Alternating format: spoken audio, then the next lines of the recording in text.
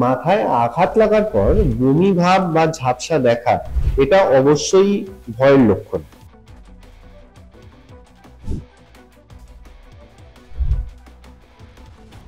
মাথায় আঘাত লাগার ফলেতে দীর্ঘমেয়াদী অনেক রকম সমস্যারই সম্মুখীন হতে পারে মানুষজন। এটা ডিপেন্ড করে যে মাথার আঘাত লাগার জন্য ব্রেনের কোন পোর্শনটা ক্ষতিগ্রস্ত হয়েছে। আমাদের ব্রেন সেল এখনো পর্যন্ত আমাদের যে সাইন্টিফিক ডেভেলপমেন্ট হয়েছে তাতে যেই সেল 100% নষ্ট হয়ে যায় সেই সেলকে ফেরানোর কোনো ক্ষমতা কিছু নেই।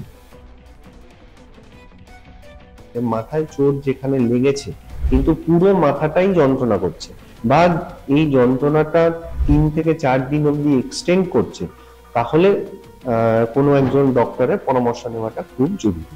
মাথায় চোট লাগার পর যদি কেউ অজ্ঞান হয়ে যায় তৎক্ষণাৎ তাকে কোনো হসপিটালের এমার্জেন্সি বিভাগে এসে তৎক্ষণাৎ একটি সিটি স্ক্যান করে দেখা উচিত যে মাথার মধ্যে ব্লিডিং হয়েছে কিনা। নমস্কার, গৌরী দেবী হসপিটালস থেকে আমি মৌপিয়া এবং আমাদের সাথে আজ রয়েছেন MCH and DNB neurosurgeon doctor Soumyadipta Nandi. আপনাকে অনেক অনেক স্বাগত। মাথায় ব্যথা বা মাথায় যন্ত্রণা হওয়াটা খুব স্বাভাবিক না।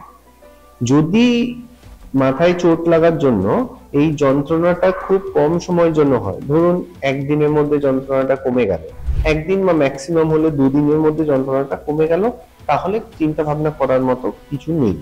এবং যদি যন্ত্রণাটা যদি খুব বেশি না হয়, ধরুন অল্প যেই জায়গাতে চোট লেগেছে সেই জায়গাতেই শুধু যন্ত্রণা করছে, যদি সেই রকম হয় তাহলে খুব বেশি চিন্তা ভাবনা করার মতো কিছু নেই।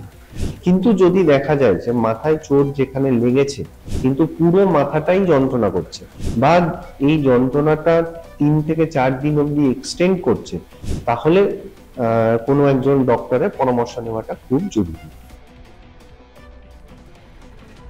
চোট লাগার পর আমরা যেগুলোকে বলি রেড ফ্ল্যাগস বা গুরুত্বপূর্ণ যে সিমটমস গুলো দেখা যায় সেগুলো হচ্ছে পেশেন্ট যদি অজ্ঞান হয়ে যায়, পেশেন্টের যদি বমি হয়, পেশেন্ট যদি চোখে ঝাপসা দেখে বা পেশেন্টের যদি খিঁচুনি হয়, খিঁচুনি মানে এপিলেপসি, যেটা এপিলেপসি না সিজার যেটা আমরা বলি, সেই সিজার যদি হয় সেক্ষেত্রে, বা যদি দেখা যায় নাক বা কান দিয়ে কোনো ব্লিডিং হচ্ছে বা জলের মতো কিছু বেরিয়ে আসছে, যেটাকে আমরা CSF বলি, সেরকম কিছু যদি বেরিয়ে এসে থাকে তাহলে অবশ্যই বুঝতে হবে যে চোট যেটা লেগেছে সেটা গুরুতর চোট।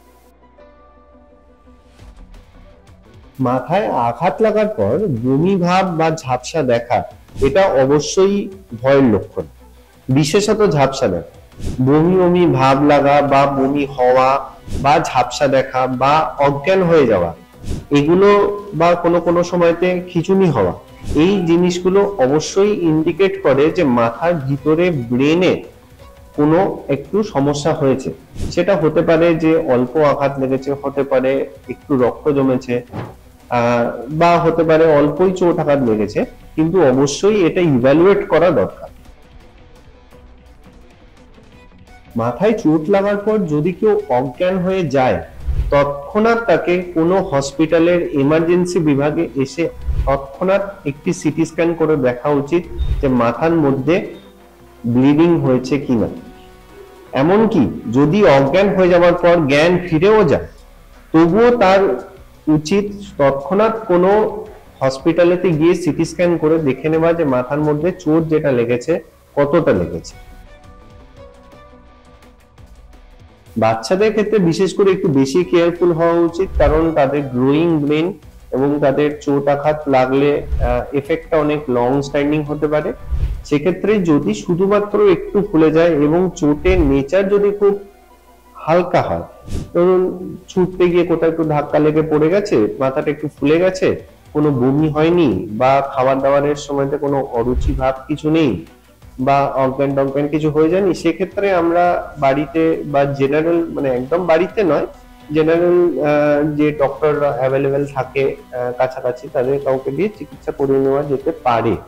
কিন্তু যদি দেখা যায় যে মোড অফ ইনজুরিটা একটু সিভিয়ার, যেমন ধরুন খেলতে গিয়ে বল জোরে এসে মাথায় লেগেছে, খুব বেশি পরিমাণে ফুলে গেছে, বা ফুলে যাওয়ার পরেতে ঝিমুনি ভাব আছে, বা অজ্ঞান হয়ে গেছে, বা বমি হয়েছে, তাহলে তো অবশ্যই কোনো নিউরোসার্জনের পরামর্শ নেওয়া উচিত।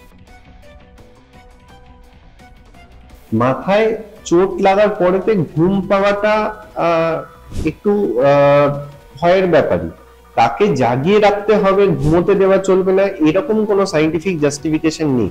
তবে দেখতে হবে যে সেটা কোন সময়। ধরুন মাথায় চোট লাগালো, অল্প চোট লাগালো সকালবেলাতে, তার ঘুম পাচ্ছে দুপুরবেলা বা রাত্রিবেলাতে, সেটা হয়তো অতটা সিভিয়ার নাও হতে পারে।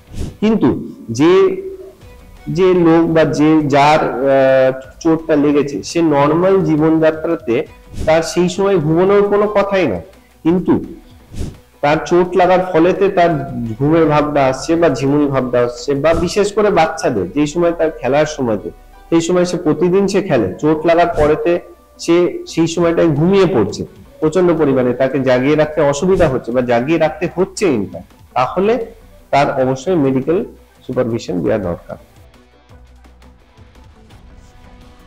মাথায় চোট লাগার পরে এমআরআই এর ইমিডিয়েট কোনো রোল নেই, কিন্তু সিটি স্ক্যানের অবশ্যই রোল আছে। স্পেশালি পেশেন্টকে যত তাড়াতাড়ি সম্ভব হয় সিটি স্ক্যানটা করাতে হয়। যদিও বা আমরা দেখি যে ব্লিডিংটা মাথার মধ্যে হয়েছে সেটা 6 থেকে 12 ঘন্টা পর্যন্ত ব্লিডিংটা সাইজ বাড়তে পারে। তাই একটা যদি সিটি স্ক্যানে দেখা যায় যে কোথাও মাথায় ব্লিডিং হয়েছে, we have to follow up with a serial CT scan, evaluate করতে হয় যে ব্লিডিংটা যেটুকুনি হয়েছে সেটা আরো বাড়ছে কিনা। তবে ইনিশিয়াল যে সিটি স্ক্যানটা সেটা কিন্তু অ্যাজ আর্লি অ্যাজ পসিবল করা উচিত। মাথায় আঘাত লাগার ফলেতে দীর্ঘমেয়াদী অনেক রকম সমস্যারই সম্মুখীন হতে পারে মানুষজন। এটা ডিপেন্ড করে যে মাথার আঘাত লাগার জন্য ব্রেনের কোন পোর্শনটা ক্ষতিগ্রস্ত হয়েছে। আমাদের ব্রেন সেল এখনো পর্যন্ত আমাদের যে সাইন্টিফিক ডেভেলপমেন্ট হয়েছে তাতে যেই সেল 100% নষ্ট হয়ে যায় সেই সেলকে ফেরানোর কোনো ক্ষমতা কিছু নেই, কিন্তু যেই সেলগুলো ভালো আছে সেই সেলগুলো থেকে তার কাজটা কিছুটা পরিমাণ করতে পারে। সেক্ষেত্রে যেটা দেখা যায়, মাথার বিভিন্ন জায়গাতে চোট আঘাত লাগার জন্য মানুষের ব্যবহারের মধ্যে তারতম্য, বা মেমোরি ফাংশন, বা ধরুন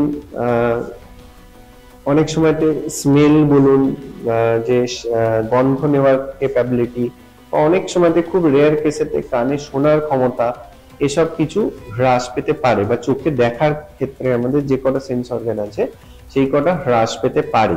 অনেক সময়তে দেখা যায় যে পেশেন্টের বোঝার ক্ষমতা, কথা বলার ক্ষমতা বা বুঝতে পারার ক্ষমতা, এইগুলোর সমস্যা দেখা দেয়।